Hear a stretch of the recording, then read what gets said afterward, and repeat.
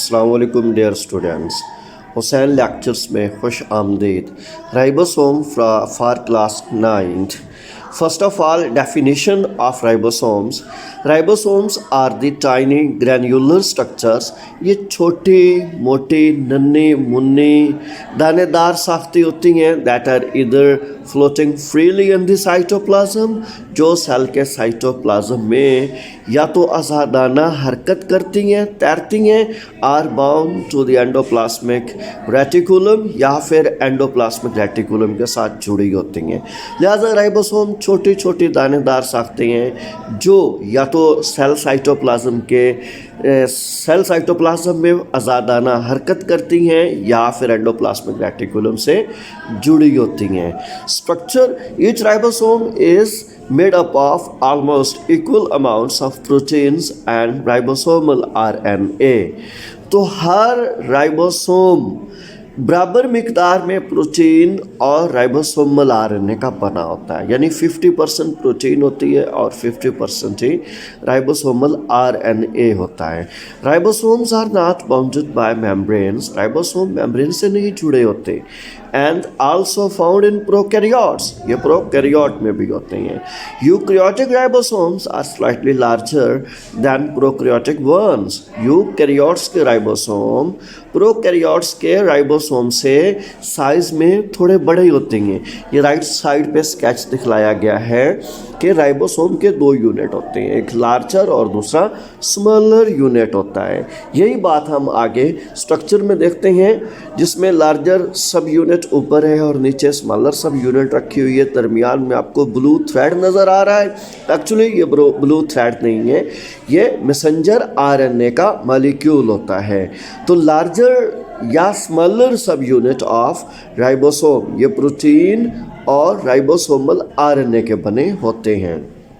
Messenger RNA इस ribosome molecule को instructions हिदायत देता है, फिर जाके ये राइबोसोम प्रोटीन बनाता है और प्रोटीन सेल के साइटोप्लाज्म के अंदर या सेल के अंदर डिफरेंट स्ट्रक्चरल और फंक्शनल रोल्स परफॉर्म करती है।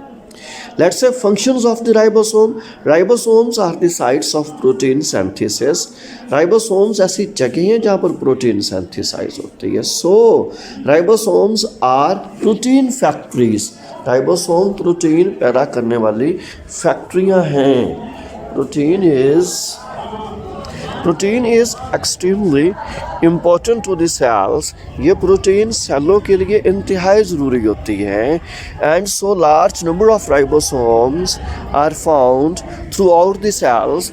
यही वजह है कि सेल के साइटोप्लाज्म में या सेल के अंदर राइबोसोम बहुत ज़्यादा तादाद में होते हैं। When a ribosome is not working, जब राइबोसोम काम नहीं कर रहा होता, it disassemble into two smaller units, तो ये नन्ही मुन्नी दो यूनिट में टूट जाता है। Let's say here is a given diagram। यहाँ आप नोट करें, ये सेल की प्लाज्मा मेम्ब्रेन है, न्यूक्लियर इन्वेलप है और उसके दरमियान ER मेंशन किया गया है। ये नालियों का जाल होता है। ER stands for endoplasmic reticulum.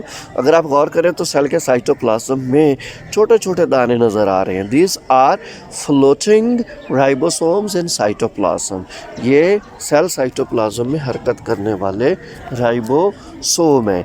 जबकि कुछ राइबोसोम ऐसे होते हैं जो एंडोप्लाज्मिक रेटिकुलम के ऊपर जुड़े हुए हैं। अगर आप निचले स्केच देखें तो एंडोप्लाज्मिक रेटिकुलम के ऊपर आपको अटैच्ड फॉर्म में राइबोसोम्स नज़र आ रहे हैं।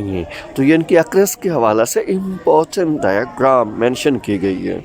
हाँ डियर स्टूडेंट, आप याद रखिए आपको लेसन पढ़ा दिया गया है, मगर आप इन सब टॉपिक की मदद से मज़ीद अपने टॉपिक को रिफाइन कर सकते हैं, अच्छा कर सकते हैं। मसलन definition, occurrence, structure or composition, sites of protein synthesis, size of ribosome, disassembly of ribosome. यानी जब प्रोटीन सिंथेसिस नहीं हो रही होती तो राइबोसोम की स्मॉलर और लार्जर सब यूनिट एक दूसरे से सेपरेट हो जाती हैं। जबकि प्रोकैरियोटिक ऑर्गेनेली जिसमें ये स्मॉलर साइज़ के होते हैं। Thank you for watching my lecture. Stay